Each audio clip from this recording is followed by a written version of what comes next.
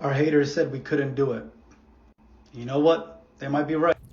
That was me right after the Man United game. Literally 10 minutes after, I found myself steaming on the verge of crashing out. And although some of my words were very harsh, and now upon some reflection, I think not 100% accurate, I do believe that there's a lot of things that I raised in that video that are worth touching on. One of the main criticisms for this current Arsenal team has been our style of play. It's been the media narrative right now, all for the past year. And while I feel like a lot of it is very unfounded, there is some truth to it. For example, for all the Arsenal fans out there that are on Twitter, you might have seen this viral screenshot in the last few weeks. A lot of the discourse regarding this screenshot has been how we set up on an offensive line, with most notably Timber and Hincapié being the two players that occupy our half spaces. Now, this still right here has caused a lot of uproar in terms of Arsenal fans worldwide, indicating that this is a sign that the system is broken. And I'd like to push back on that. While I do agree that this is something that does cause us some issues in terms of an open play chance creation, my argument is that it's not a systemic issue, it's more of a personnel one.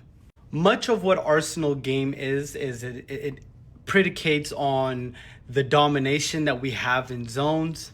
A lot of people like to point out the control word, control. And while I do think it leads to a control of a game, I don't think that that's what the main objective is when we go out and line up. I think Mikel Arteta's objective for every game is to create domination in every single zone out on that pitch, making sure that the players win their individual duels and that we're squeezing the teams up the field, ensuring that we keep constant pressure on them.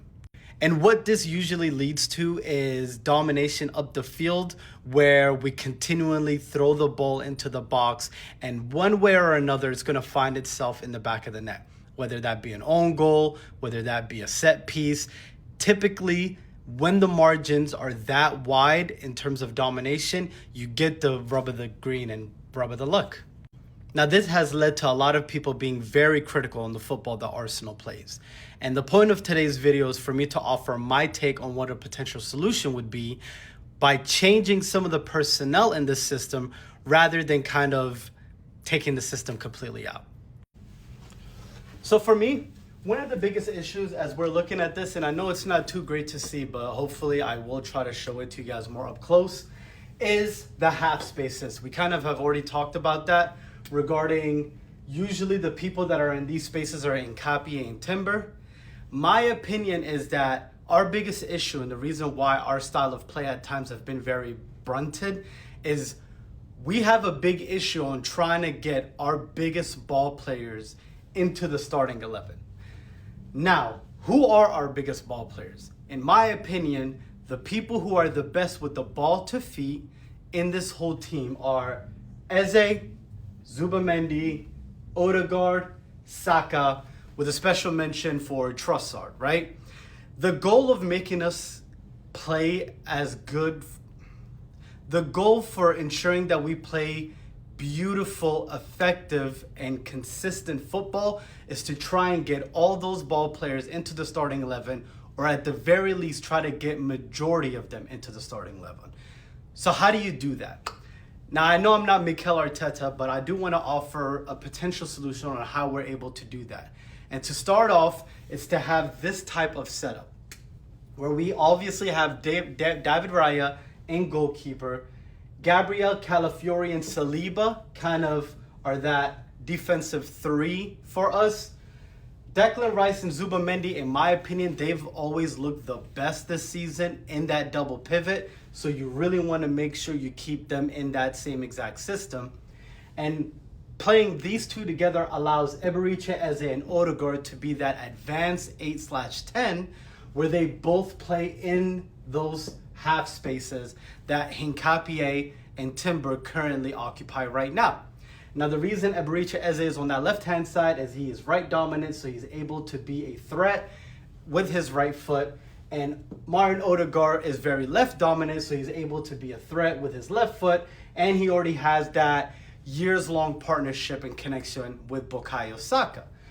Out wide, we have Martinelli and Saka. Martinelli, for me, especially in this system, is important because he can cover those spaces very well. He has the pace to do so, and he's also a threat right in behind.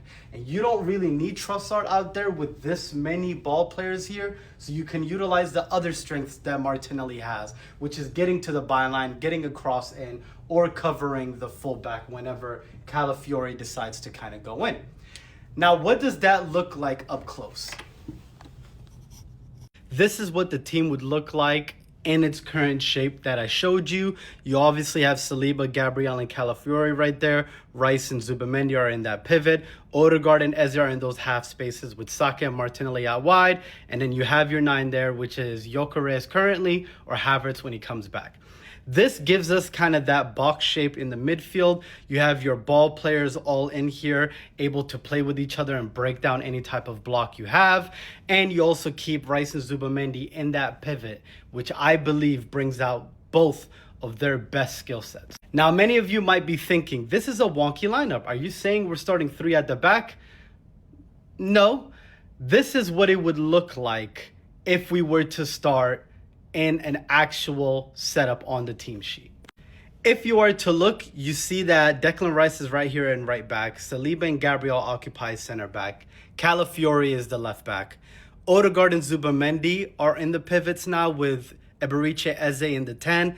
Saka, Martinelli out wide. Gyökeres and Havertz up front. Now, I know some of you might be yelling, Mustafa, stop! What do you mean Declan Rice is in right back? Just bear with me for a second. Declan Rice, in my opinion, the reason why I feel like he could play in that position is, first of all, he wouldn't just stay there. He would invert and drift in and create that pivot. But it's also not an experiment that Mikel Arteta has not done before. At the start of the 23-24 season, Mikel Arteta did this experiment where he put Partey in right back. Saliba started as the left center back with Ben White occupying that right center back. And what that formation led to was it included Kai Havertz to be able to drop into that center midfield position. Now, that was a decision at the time that I was very against because it meant that Gabriel actually went to the bench. And in my opinion, Gabriel's one of those leaders that you need in that starting lineup. So at the time, I was very against it, but it is something that Mikel Arteta has tried before and has tried to implement. And with Kai Havertz dropping back, what that allowed to do is that Havertz now was a threat in the same way that Eze could be a threat in that half space position that we have there. So that then when we go here and we have Rice kind of inverting in and becoming that pivot with Zubamendi, then Eze, instead of being in that 10 position, would move into that left 8/left 10 hybrid position. And Odegaard, who was originally in that pivot position, would then move up to that kind of 8/10 hybrid position.